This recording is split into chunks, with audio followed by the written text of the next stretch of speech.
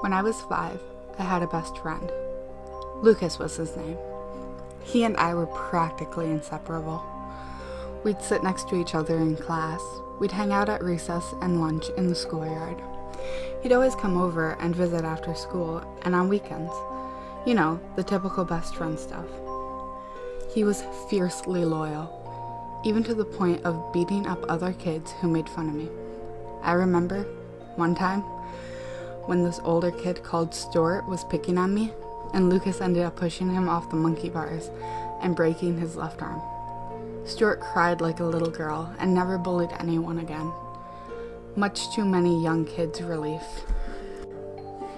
Another time, a few years after that, when a few kids, Shane, Ryan, and Jesse, used to gang up on me and beat me up, Lucas roundhouse kicked Shane down a flight of stairs and knocked Ryan and Jesse's heads together so hard that they both lost teeth. When the school heard about that, I stood up and took the blame. Hell, it was the least I could do for my friend, who'd helped me more times than I could count. I was let off with a slap on the wrist after showing my own bruises they'd given me first. Upon reaching high school, Lucas went to a different school, somewhere a long way away, that I'd never heard of before. And so I had to make new friends. To make the days pass faster, though I'd always catch up with Lucas on the weekends and school holidays. It was odd though. It seemed the more time I'd spend with Lucas, the more standoffish my new friends would become. He'd always show off his bruises and scars, and through some kind of best friend empathetic link, I'd always seem to be able to feel them myself, as if I'd been the one in his fight stories. He'd often offer to teach me to fight for myself, but as bullying was no longer an issue at my high school, I'd just shrug it off and tell him it would be a pointless exercise. "Well, don't come crying to me when you get beat up," he'd always joke, though I knew I'd always be able to rely on him in a pinch regardless. Years went on, and we finished our school lives, still staying very close. Though our lives took us down very separate paths. I became a psychologist, while he never really liked to talk about his career.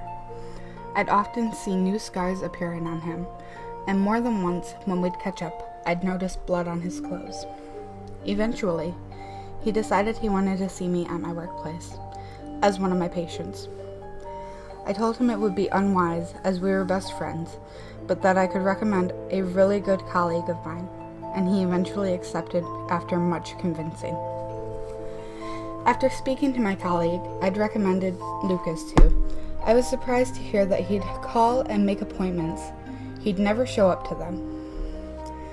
I confronted Lucas about this and simply got the answer, "You're the only one I can trust." Eventually, I gave in and took Lucas as my own patient, and was quite disturbed with what he had to say. He'd talk about his younger life and how he'd get beat up, and then fly into rage, and how since he was young he's never been able to control it. He described events in such detail that I felt like they were my own memories. I mean, I had been there in his childhood, so of course I'd witnessed it happen. But parts of what he was saying, I could almost see through my own eyes. "Lucas, don't be absurd," I said to him rather unprofessionally. "I was always the one getting beaten up, and you'd be the one to jump in and save me." "Now you're the one being absurd," he said calmly.